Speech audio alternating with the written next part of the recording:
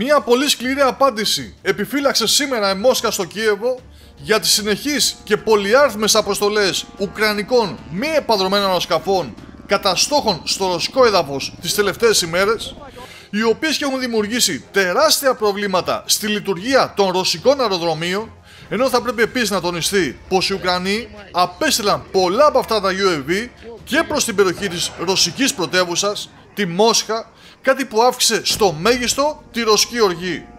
Η οργή αυτή λοιπόν ξέσπασε σήμερα με ρωσικά μέσα ενημέρωσης να δημοσιεύουν πριν από λίγο λεπτομέρειες της σφοδρότατης επίθεσης που εξαπέλυσαν οι ρωσικές δυνάμεις και με τα γνωστά ρωσικά UAV, τα γεράνια, αλλά και με μεγάλο αριθμό πυράβλων, η οποία, όπως αναφέρουν ουκρανικές πηγές, διήρκησε 10 ώρες.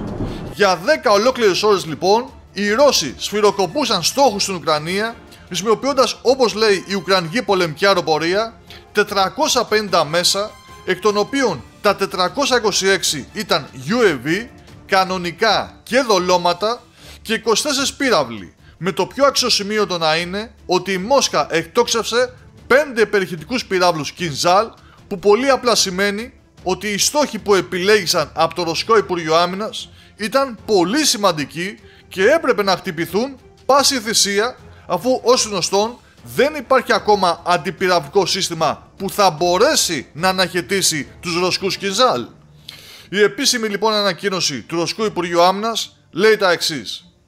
Απόψε, οι ένοπλες δυνάμεις της Ρωσικής Ομοσπονδίας πραγματοποίησαν ομαδική επίθεση με όπλα υψηλής ακρίβειας, μεγάλης εμβέλειας από τον αέρα, την ξηρά και τη θάλασσα, συμπεριλαμβανομένων υπερηχητικών πυράβλων Kinzhal, καθώς και πλήγματα με μη επανδρωμένα αεροσκάφη εναντίον επιχειρήσεων του στρατιωτικο-βιομηχανικού συγκροτήματος της Ουκρανίας και των υποδομών των στρατιωτικών αεροδρομίων. Ο στόχος της επίθεσης επιτεύχθηκε. Όλοι οι καθορισμένοι στόχοι επλήγησαν.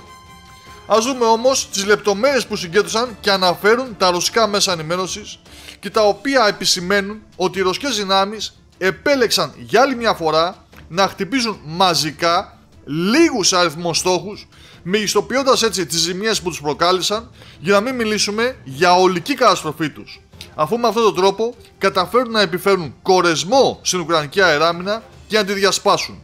Ξεκινώντας λοιπόν από την πρωτεύουσα Κίεβο, που κυριολεκτικά κάηκε απόψε, χτυπήθηκε ένα εργοστάσιο που είχε ξαναχτυπηθεί τον Ιούνιο, το εργοστήριο 358 υπέστη ζημιές, φωτιές εθεάθησαν στο εργοστάσιο Artem, ένα από τα βασικά εργοστάσια για την παραγωγή πυρομαχικών, ηλεκτρονικών και άλλων εξαρτημάτων, ενώ επίσης είχαμε εκρήξεις στο χωριό Γκλεβάχα, όπου βρίσκεται το επιστημονικό και τεχνολογικό κέντρο για την επεξεργασία εκρηκτικών μετάλλων.